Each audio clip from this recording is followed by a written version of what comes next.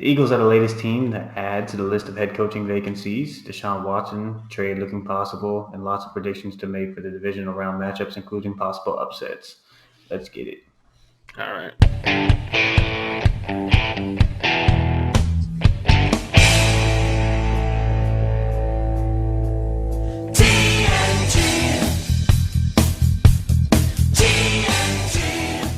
All right, this is episode 7 of T&T Takes with Trey Sizemore. I'm Tyler Schoonover.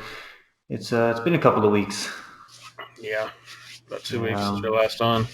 Yeah, exactly. Lots of things have happened. NFL playoffs began last weekend. We didn't really get to make our predictions for that first round. But before we get into the NFL, we have one NBA topic to hit. Big news in the basketball kingdom. Yeah, it's a big one. Yesterday afternoon, the Brooklyn Nets, my Brooklyn Nets, made a blockbuster trade for James Harden.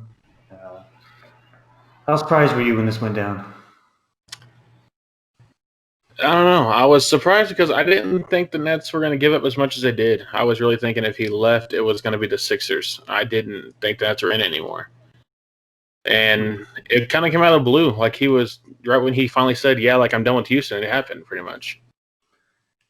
Yeah, I heard that the talks were happening a couple days before that with this whole Kyrie situation. The Nets really picked up their talks and started really asking, if he's still up and ready to go. And that's when the talks really went, a little faster.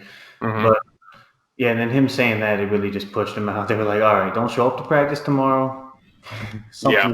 But yeah, the Nets received James Harden in the second round from the Cavs. The Rockets received Oladipo, Kurucs, Exum, 4 first-round unprotected, 3 from Brooklyn and 1 from Milwaukee, which was from Cleveland. But yeah, and then 4 pick swaps from Brooklyn. And then the Pacers received LeVert in the second round from Houston, and then the Cavs received Jared Allen and Taurean Prince. Gets rid of Prince for you. You weren't a fan of him. No, Prince was just wasting money and wasn't doing anything. But who do you think won the trade? I think if we're going right now, of course the Nets did, because you don't know the whole Kyrie saga, if he's actually going to come back, because he said he might sit out the whole year. I just read that this morning. So I think right now the Nets did win it. They give up a lot, in my opinion, picks-wise, but at least those pick swaps, so they at least have picks in those drafts. Yeah, exactly. And most of those picks are going to be our own still, because we're going to be so we're going to have our own picks still. They're not going to want to swap with those. But picks. I don't know. It all depends on how Harden, Durant, and if Kyrie does come back, how they all play together, because that's 3 guys who like to score, Yeah, we'll talk about that too.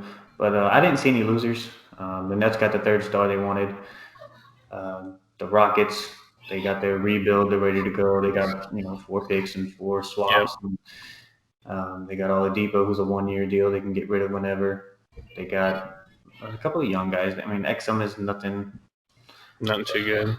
It was mainly just a salary dump and then to get picks. That's pretty much all they thought about. Yeah, and because they might flip Oladipo for more picks. I think they're going to try to do what the Thunder did, try to get a whole bunch of picks. Yeah, Kurucs didn't do much for us. We gave him up, but I'm not really worried about that. I don't think the Rockets care about that either. He's a backed-up young guy that has a chance to get better. So, like I said, they're just going for rebuild. Mm-hmm. The Pacers got younger. Do you think Oladipo is better than LeVert, or do you think LeVert's better than Oladipo? I'd say right now LeVert might be a little bit better than Oladipo, just because if it was before injury Oladipo for sure.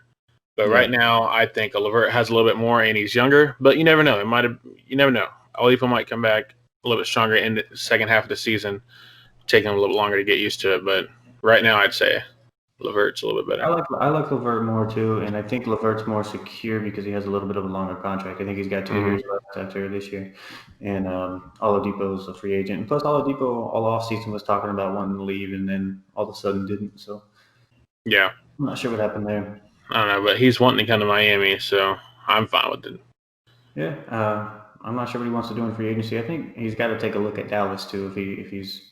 I think if I was him, I'd look at Miami, Dallas, because that fits that 3rd scorer they need with Porzingis and Doncic. And then the Heat, you look at it, he's another person to fit Bam, Butler, and Hero. So and depending on how he finishes the year and how much money he's asking for, know, the Lakers are always in the hunt for another guy. So who Yeah.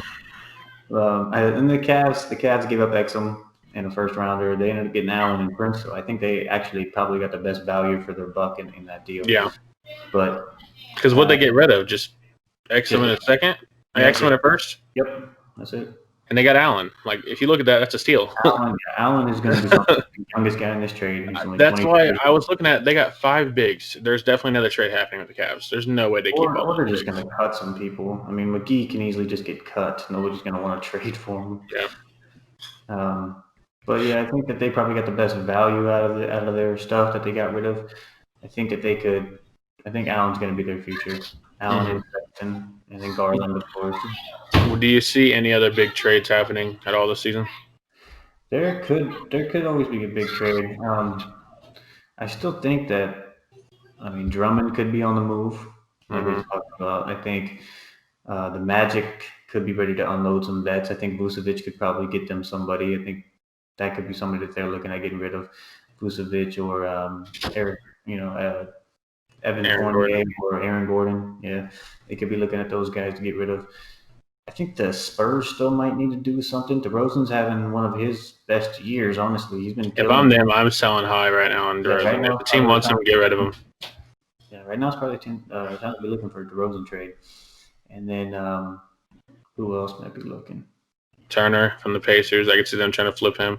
Pacers could be looking because they're a top 2 seed right now, and top 3, I think. Yeah, but it's already shown that Sabonis and Turner, like, it's not that too big thing hasn't been working for him. So they can get something out of it. It's not something amazing, but I don't know. I still want to see a Sixers trade where Simmons leaves.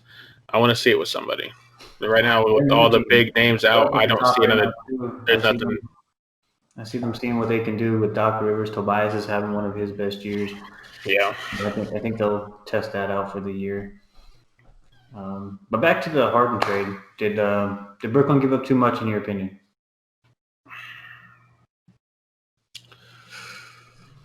In my opinion, yeah. Just because you don't know what's actually going to happen, Yeah. Because those picks could come back and hurt them, just like it did when they got rid of all those picks for Garnett and all them. I'm not saying this trade's the exact same because Harden is a bigger star. He's younger than what they were when they got traded. But that's still a thing to get worried about because you don't know if he has a career-ending injury either. So it's just something you always have to be worried about getting up picks like that. Yeah, I mean, like I said though, I don't see any losers, so I don't think we gave up. Yeah, it was a perfect trade for all 4 teams involved. Yeah, he's a superstar talent, and you give up what you can to get him.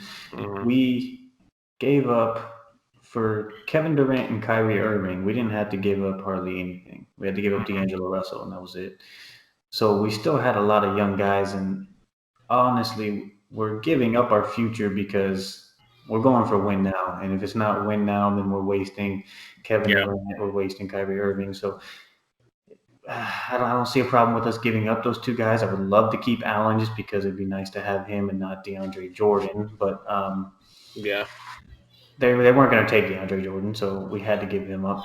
And I think we had to give up Allen for the Cavs to take that Prince dump, that $13 million a year, $16 million a year, whatever we're paying him. The Cavs are slowly building something with Sexton and Garland playing good this year. Yeah, and they have that rookie small forward. Okoro, I think his name is. Okoro, something like that. Yeah, they could be all right. But I don't compare this to the Celtics-Nets trade because we already had our stars then. We were just trying to piece around them. We had Darren Williams. We had Joe Johnson. The Glue guy brought this up. It's a Brooklyn Nets podcast I was listening to yesterday. But we already had Darren Williams, Joe Johnson, Brook Lopez. We just wanted to piece around them. I don't know why we gave up so much then. Yeah. Too much then, but I think that this deal is a lot better because this is for an actual star. This is like getting that Joe Johnson or getting that Darren Williams. Yeah. It's weird thinking about that. It doesn't feel like that long ago when Williams, Lopez, and Johnson were your guys as stars. Back in 2013. It's crazy. Yeah. But yeah, I don't think we gave up too much. Like we were talking about earlier, we have those pick swaps, and most of those picks will be ours. So, and Kurucs, bench warmer, Prince, we had to give it his salary. I'm not worried about those guys. LeVert had to be in it, and the picks were basically no doubters. And if we didn't give him those picks, the Sixers would have got them. Yeah. But what do you think about the super team? How do you think it'll work? I know we touched on it a little bit with a lot of people needing the ball. It's a lot of stuff. They're going to score a lot. That's going to be a lot of high-scoring games. Mm-hmm. It's the most dangerous victory I've ever seen. I'll say that. All healthy, mentally healthy, and all that stuff. The most dangerous victory. Yeah, on paper, just thinking about who they are, this could be the most dangerous victory. It's just tough to know how they will work. Kyrie's already seeming uncommitted and but who Yeah, knows? and I thought Kyrie was 100% behind the hiring of Steve Nash, and now he's coming out saying that he never wanted Steve Yeah, Nash. I'm not following those reports yet. I don't know how truthful they are and who said them and anything like that. Because what I'm hearing from Sean Marks, the GM, is that Kyrie's ready to return. He's already on pace to return. He's been getting tested every day. He wants to come back. As soon as we did this trade, he talked to Kyrie and Kevin Durant about this trade, and they were both in on it. So, well, yeah, it's like we talked about at the beginning of the year. It seems like the media is just trying to do something bad to Kyrie. Like they're just trying to make him seem like an evil guy. Yep, anything they hear, they gotta explode it, make it seem like he's the bad guy here. And I don't know where those reports came from, but we'll see in a few weeks how it goes. It's gonna be scary. I'm not gonna lie. Like, yeah, if my finals change, it's Nets and Lakers. Like, yeah, that's my choice. But I think that we'll run it a lot like the Rockets ran Harden and Chris Paul. One will sub out for the other. It'll be back and forth. Kyrie and Harden will kind of sub back and forth because them on the court at the same time kind of messes up. They'll start off, starting, and they'll both play for like 6 minutes, and I think one will come out, and then they'll swap them, and then they'll just swap them until the end of the game. You can do a perfect 3-man rotation with all three of them. Yeah, but somebody's going to have to sacrifice when they're in the playoffs. Somebody's going to have to sacrifice. I think during the regular season, Kevin Durant will take that back seat, kind of like Chris Bosh did a little bit. Kevin Durant will kind of let them go. But when it's crunch time and when it's playoff time, I think Kevin Durant's going to. With the game on the line, if you're anybody, KD's got to be the man to do it. Yeah, and he's proven that this year. He's still a top 5 player. I think, in my opinion, he's still a top 2. In my opinion, he's one of the front runners for MVP. I think so too. I mean, I saw a report by Bleacher Report, and they were. I saw that too, and they said C.J. McCollum over Durant. Yeah, C.J. McCollum. I was like, oh. Mentions and Durant wasn't even 5. I don't know who made that, but it was awful. Yeah, right now, Jokic, Embiid, LeBron, and Durant are my top 4. Like, not in that order. I'm just saying those are the top 4 who I see win it this year. Yeah, I think LeBron's in there, Jokic is in there, Durant's in there. Jokic had a game the other night. He had like 7 steals. He's impressive. I was watching the Mavs and the Nuggets. They keep putting Embiid as a top choice for MVP, and he's having the same year he had last year. They're just winning games. Yeah. I think it's more of a Tobias Harris improvement and a 3-point shooting improvement and a little bit of defensive improvement that adds to their success more than Embiid averaging 2 more points and 1 more rebound a game than he did last year. But I guess that makes him MVP. If I had to pick a center, I'm taking Jokic in general over Embiid. I am too. Yeah. Jokic's crazy. He doesn't look like a basketball player, and he's out here destroying people. Yeah, this is the last thing we'll talk about before we get into the NFL. But the biggest issue I see with this trade is our defense. I know we touched on it. I'm not sure how we can fix it. Outscore. That's how you fix it. You got to outscore them. I mean, that's going to happen a lot of the games. Will outscore them. But DeAndre at the starting 5 is a liability. It's a problem that we have.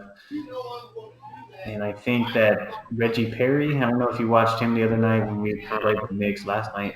They had him as a backup 5. He was subbing in for DeAndre. He was playing well. He hit a 3. He had 11 points, 5 rebounds. He's a rookie that we got. And I'm hoping that he's ready to take on the center role. You say why?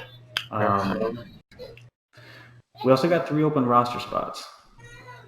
Maybe we can do Ersan Ilyasova. Maybe we can do a Rondé Hollis-Jefferson. Maybe we can do a Michael Kidd-Gilchrist or someone who can at least play defense. Yeah, exactly. Pick up a defensive guy. We got Bruce Brown, who plays good defense, and Kevin Durant plays good defense. But I don't want to keep running Kevin Durant to 5. I know Jeff Green can guard multiple positions. I like that. Shamet can guard some. TLC can play some good defense. A lot of those guys are bench guys, and they're not going to be in. See, I don't know. I see one more trade, and I think they have to go out and get a big who can play defense. That the Nets are going to do. Yeah, they're one now. Sean Marks said the Nets aren't done yet, but I think that he means signing people. But we'll see what happens. Mm-hmm. All right, enough NBA talk. We can get more on that next podcast. Probably do an NBA one. But what we're here to do today is talk about the NFL. So let's start with some news about the Eagles. I mean, as we all know, the Eagles fired Doug Pederson after 5 seasons and the Super Bowl 46, 39-1 record. Was this the right move to do? You think it was the right time? We talked about this in our second podcast. I don't know. I'm still torn apart about it. I think that it wasn't the right time to give on him. I think it was a dispute between him and upper management. I think that if anything, it should have been a whole GM change. I think you should give him a year with Hurts, but I don't know. I think there's some more difficulties up above him that's really hurting the Eagles. I don't put this season on Doug Pederson, to be honest. No. I mean, his play calling was questionable, and for some reason, he's supposed to be this quarterback's coach, and Carson Wentz is progressing, getting worse. But again, I'm not really putting this on him, and I am putting it more on the general manager. The guy can't draft. We've talked about this multiple times. What he's supposed to do when you keep getting bad players. He's missed back-to-back drafts on wide receivers to help his quarterback, and it's been bad. Yeah, I feel like he's missed on more than that, though. I mean, that's just the biggest one pops out. He chose JJ over DK, Rieger over Jefferson. And we can't keep wasting draft picks on wide receivers. I don't know. I mean, if you don't miss on the last one at least, we can go this year somewhere else. But this year now it's looking like we might have to go wide receiver. Who knows? Maybe you guys need offensive linemen too. You guys, I don't know. We need cornerbacks. We need. It's a mess. But before Doug Pederson got fired, it was talked about that Carson Wentz and Doug Pederson's relationship was unrepairable, and I don't know if that caused the firing to happen. Because Carson's money is guaranteed, and Doug's money doesn't really come off the salary cap, and it's easier to just get rid of a coach. But yeah, the team was going downhill anyways after the Super Bowl. It wasn't the wrong time to do it. It was the right time once all these reports were coming out that we were having meetings with the coach and that it might happen, because once that comes out, you kind of got to just fire him, because you're not going to be like, oh, next season you're on the line. You know, I mean, that's not the right thing to do there. Yeah. And another thing I think that hurt him was tanking week 17. They obviously tanked. You don't pull a guy when you're only down by 3 or whatever the hell it was, like 17-14 or something like that. Yeah. 14, I don't know. But I don't know why we did it. I know why we did it. We did it to go from the 9th pick to the 6th pick. I'm glad we did it. I'm glad we got a better pick, but I don't think the players are. I think the players are. You can tell a lot of players weren't happy about it. Exactly. Jason Kelsey just came out a few weeks ago, was talking about how we never, when you're a player, you never quit. You always give 100%. You're always out there doing what you can to win. It's kind of like that J.J. Watt speech when he came out about the Texans. There's guys here that don't want to play, stuff like that. But yeah, I mean, we clearly had a chance to win that one, and he put Nate Sudfeld in, who probably does not deserve to even be on an NFL roster. That dude is so – that was awful. But yeah, they're also losing Jim Schwartz this offseason, so maybe they're just going to change everything up. I think it's not necessarily a wrong move, but it's not necessarily the right one either. Yeah. It's just crazy how fast things happen. I mean, 3 years ago we won the Super Bowl? And it's just went downhill fast. Yeah. How many coaches have gotten fired 3 years after winning a Super Bowl? I don't think any. On top of my head, I can't think of any. I'd have to look deep into it to see, but you don't give up on a coach that quick. It's not the coach's fault 90% of the time. If you win a Super Bowl with a backup quarterback, and then 3 years later, it's just a total injuries killed them. Drafting mistakes for the GM killed them. And that's what's annoying, is that we keep all these players that we had the year before, and the year before, and the year before, we keep them all. We kept Jason Peters way too long. Oh, yeah. That dude has been awful this year. And it's a good thing we didn't make the playoffs. We can finally stop believing that we're a playoff team at 8-8 and 9-7 and barely making it in. That's not a playoff team. I'd rather have a team that, can actually win some games. And this year, it's been the same thing. If we would have won, we'd been like, oh, yeah, we still got a playoff team. Washington put up a threat bigger than what you guys would have done. Exactly. And maybe with Jalen Hurts, we might have put up a bigger fight. I don't know, but who knows? But like you said, I think it was the upper management and Doug Peterson not seeing eye to eye. I think Doug Peterson wanted to pick his own staff, and Mm-hmm. Lori, the owner, wanted to. But yeah, we read about that too when we talked about a little bit how he was mad that they got rid of his offensive coordinator last year when he said that they all were going to come back, and then a day later they all got fired. Like, yep. And the next day they were like, "Yeah, they're gone. Sorry, buddy." like GM's doing that, and he's ruining the coach. Yep. I hope Doug finds a job and kills it and makes the Eagles look stupid.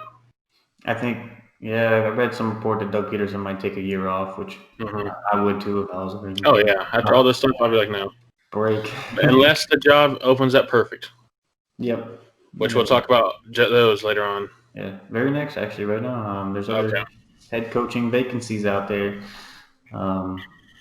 Which vacant coaching job is the most enticing? I know you said that Urban Meyer just got signed to the Jaguars as their coach, but I think the Jaguars was the most enticing. Honestly, I know that there's not many people that they gave a chance to. They saw the guy that they wanted, and they ended up getting them. But they have tons of cap room. They have $81 million in cap space after this year. They have solid players. They got James Robinson. They got DJ Chark. They got Chenault. They got Miles Jack. They have some young weapons for sure. They do, and they defense and offensive side. Tons of draft picks, like so many draft picks. They got the first overall this year, and then they also got tons of roster room. I think. I just think that he can build his own team. He can do whatever he wants with that team. Yeah.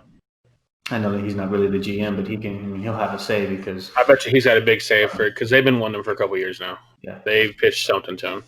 Yeah, and I think if being the pick your own quarterback is going to be nice. I mean, the first overall pick, you're probably going to go Lawrence or Fields. I mean, but he's going to get his pick, whoever he wants, and take him wherever he wants to take him.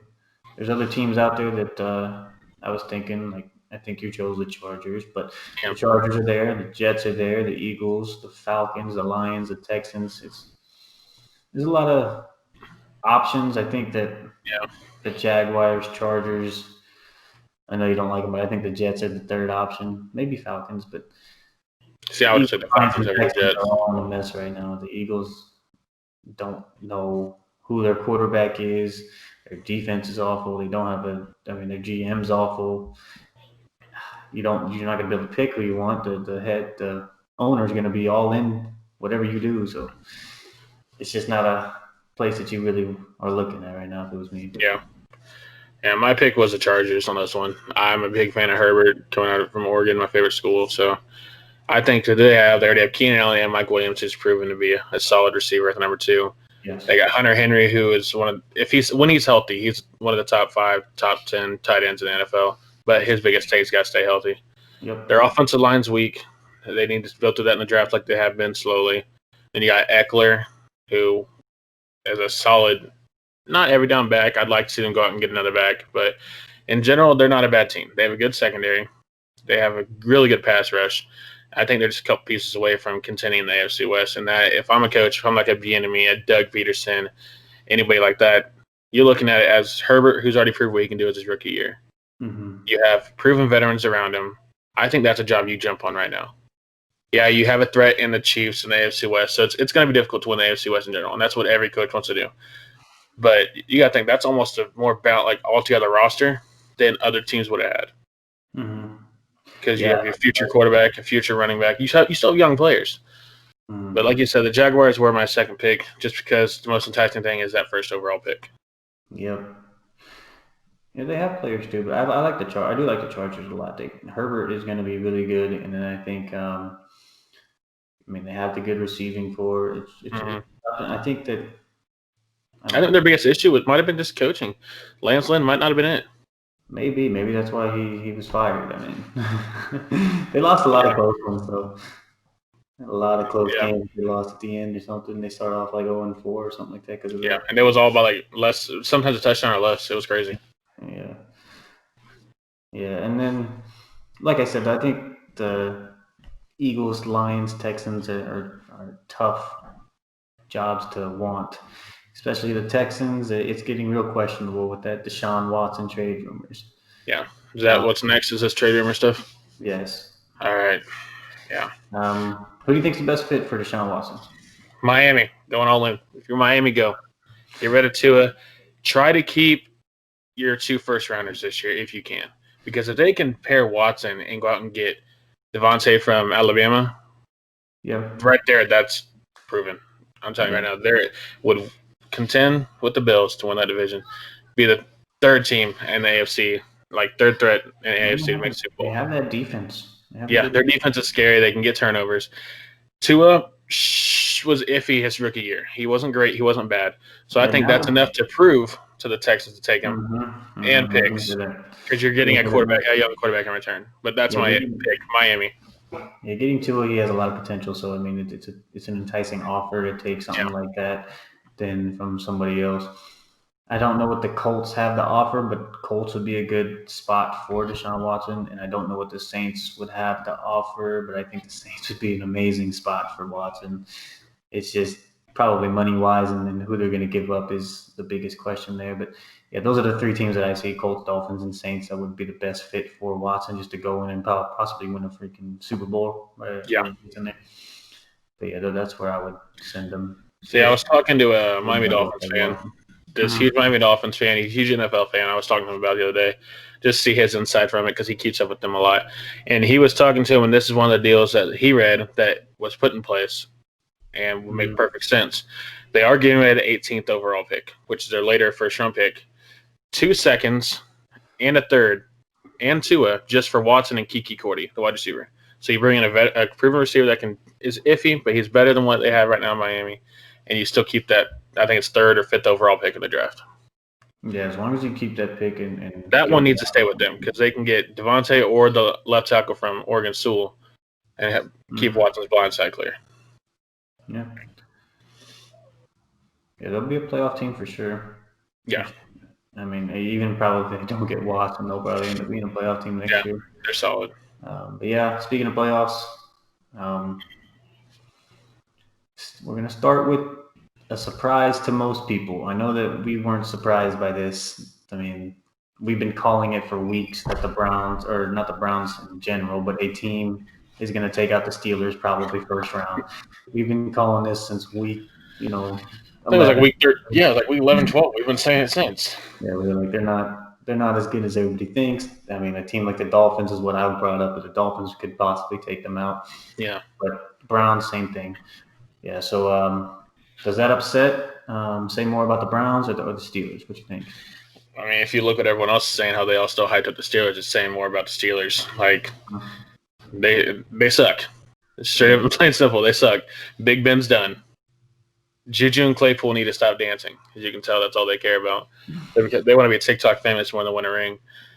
And then Juju out there saying the Browns are the Browns. It doesn't matter. And then you see Claypool the night after the game saying, hey, don't worry, they're going to get clapped next week anyways. Like, you guys are still talking when you guys just got beat by the Browns. Yeah, Juju came out and did his thing, though. We'll say that. He came out and had a good game. I think that the big part of his loss comes from Ben Roethlisberger. Big Ben can't throw more than a shot put football. Yeah, it's time for him to hang him up. It really is. Yeah. Hang him up and go after a different quarterback. You are wrong, though. The biggest surprise here is the Browns. Oh.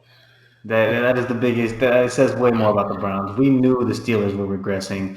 We saw it for 5 weeks. We called it even if the Browns would make it. We figured they'd beat them. We were talking about it. They have weapons that they should have been doing this all year. You have 2 of the best running backs in the NFL. You have, when Odell was healthy, you have Landry, who's been killing it the past couple weeks for him. 2 proven veteran tight ends, and Baker's finally living up to his first overall thing. It's not really exactly. That's what they should have been doing this entire time. It's what they should have been, but now they are. So it shows more about them. It shows that they are here. They are ready. They're getting clapped this weekend. It doesn't matter. We saw them beating the Steelers. The Steelers have been regressing forever. They're playing terrible. Yeah. Plus, it just proves what we've been saying for weeks now. But this says more about the Browns because they came out and took care of business. It proves that they're ready to be a top-tier competition, possibly. I mean, we'll see what they do against the Chiefs. But they're getting clapped. I mean, it shows what the offense and defense can be. They played together. It's going to bring them confidence. I mean, the storyline has been the Browns finally make it to the playoffs. Mm-hmm. They finally win a playoff game, and now they finally beat the division runner Steelers. I mean, it's a big game. And, Baker played like a first-round draft pick. He had 3 touchdowns. The rushing attack wasn't very impressive. It was almost impossible to stop against a defense that's usually good. And then Jarvis Landry showed up too. Yeah. And everybody played well. They played as a team. And, it was a great team football win, and it shows what they can be. I think it shows a lot more about them than what we've seen. We knew that they were going to be regressing. We've seen Ben Roethlisberger play awful this last 6 weeks. I mean, even all season, he hasn't been anything too impressive. They just won games because they got to play the NFC East. I mean, this isn't the games where scoring like 17 points. Like, their defense was helping them before their pass rush went down. I mean, they just lost. They got blown. The Browns got blown out by the Steelers early on in the season. It just shows where it came from, and it just shows way more about them than it does the Steelers. The Steelers have been playing bad for 5 weeks now, 6 weeks now. But for a minute, we were scared about the Browns, how they lost to the Jets. Like, we didn't know what they were going to do. Exactly. So this shows more about the Browns than it does. No, it shows both. The Steelers have continued to do what they do. The Browns have stepped up and done better and better since that Jets game, at least. But I mean, they had injuries to that game, and they still came out and played. Yeah. I will give it to Baker. He had like 1 starting offensive lineman. The rest are all backups. So I will give it to him on that one. But it's stuff they should have been doing all year in general. They should have been. I know they finished 11-5. I think their final record was something like that. So they finished as a good record. But we've been talking all year. The Steelers suck. The Browns suck. It doesn't matter. They both suck. So yeah. Yeah, I think, but it just shows me more about the Browns that they're ready. They're here. They've achieved something. They are ready. Two of the hottest teams also face off in the divisional round between the Ravens and the Bills. Which team is going to be packing it up a little early? Ravens. I can't. Truth is going home. I don't think that I can go against the Bills. But I don't know, the way that Lamar Jackson has been coming out. I know that you have something against the Ravens and Lamar Jackson, but the way that I can't stand the hype he gets. I can't stand it. He's a runner. Like, you say he's one of the best quarterbacks in the league. He can't pass outside the numbers. He's the best athlete in the league. I'll give him that. He's the best athlete. That dude's a freak when he comes running. But all the hype that they gave him, even after his MVP year, about being a better quarterback, like, no. No. But the Allen and Diggs connection this year, that's scary. They've been killing it. Their defense has been stepping up. Their run game's slowly getting there. Like, they're going to be dangerous in a couple of years for sure. Not that they already aren't now, but it's going to be crazy. Yeah, but I can't vote against the Bills. There's no way. It'll be a good game, I think. It'll be a high-scoring game, but I have Bills winning it. Yeah, I do, and I do want to see the Chiefs and Bills next round anyways. Yeah. Speaking of Chiefs, the Chiefs will play the Browns, and the Packers will play the Rams. Which MVP candidate, Rodgers, Mahomes, which one will have the better game, and which one has a higher chance of being upset? I think better game is Mahomes. Yeah, I agree with that. I think Mahomes will have a better game. I don't see the Browns defense stopping him. And he's going to come out firing. He's going to come out like it's a playoff game. Because just 2 days ago, Clyde practiced. That's a huge thing. Clyde's practicing. So if we have our full offense healthy, that's scary for any defense to play against. Yeah, especially a Browns defense that you don't know what they're going to do. I mean, Myles Garrett was pretty impressive, though. They have a good pass rush. They do, which that's our weakest part is our offensive line. But if we can get the ball out of Mahomes' hands quick and do a lot of the quick routes with our fast receivers, we'll be fine. Yeah, and I do believe Mahomes will have the better game. I do believe they'll both move on to the next round, but the higher chance of upset, it has to be Rodgers against the Rams. The Rams have been, I'm not going to say hot. I mean, their defense is what's been hot. Their defense is good. Yeah, Jared Goff is nothing. I don't think Jared Goff is. I'm not a fan of Jared Goff at all. I don't see him as a franchise quarterback. No. Yeah, but I do believe that the Packers have the better chance or higher chance of being. That's my upset. I actually if I was a betting guy, I'd go out in Vegas put money on Rams right now. So I think the only thing we haven't talked about is this matchup between the old men. Who you got in the New Orleans and Tampa Bay game? Well, since I'm not a Brady fan, I got to roll from Brees. Yeah. I think Brees. I'd like to see him in the Super Bowl. I would. Yeah, I don't. It's tough to vote against Brady in the playoffs, but they've played him twice this year and blown him out both times. Yeah. I don't see the Saints losing this one. The only thing I would say is that the Buccaneers have gotten better since Antonio Brown's been more on the offense. But since I will say that. Yeah, he has. But since you're going Saints, I'm gonna go Tampa Bay. I'm gonna go Tampa Bay. I don't know. I'm gonna go Tom It's gonna be a tough game to watch in general. Like both old guys, two different style NFL than what we are now. Yeah, exactly. So we both got the Chiefs. I know that. Both got the Bills. Both got the Bills. Yeah, I got Saints. You got Bucks. So what'd you say about the Packers game? I gotta go Packers. Yeah, I got Rams. Same AFC, different NFC. All right. Easy. Do you see Drew Brees retiring after this year? He was close last year. I actually really do think. I think this might be his last year. Yeah, I think no matter what they do, he's done. And I think it's time. Taysom Hill proved that he can do something. Yeah, I don't know if Taysom Hill. He's not a franchise guy. Yeah, but he's at least proven that he can go a whole season as a quarterback. Winston will battle it out. Famous Jameis. Yeah, I don't know what he's gonna do. Anything else you want to talk about? You want to do our full predictions all the way to the whole playoffs? Yeah. Well, I got Chiefs beating the Browns, Bills beating the Ravens. I got Chiefs beating the Bills to go to the Super Bowl. I got Saints over Bucks, Rams over Packers, Saints over Rams, Chiefs and Saints, and I got Chiefs winning it 34-21. All right, giving me a score and everything. Yep. I'm gonna go. And Super Bowl MVP again, Patrick Mahomes, because he's a GOAT. So you said you got the Chiefs and Saints? Yep. I'm gonna go Chiefs and Packers then, and I'll put the Packers beating the Buccaneers next round, and then I'll take the Packers taking down Kansas City. Just because I believe Aaron Rodgers is the MVP, and what better way to do it than to finish it out with a Super Bowl? Okay. Well, we'll see about that one. Let's do it. I got some faith in Aaron Rodgers this year. Chiefs run it back. Just like I'm saying with the Lakers, run it back. No, Brooklyn's got that one, man. I can't count out LeBron. Just like I can't count out Mahomes. Oh, then I can't count out Tom Brady. Maybe Tom Brady's going to make it all the way and take out the Chiefs and finish out his career. I don't know about that one.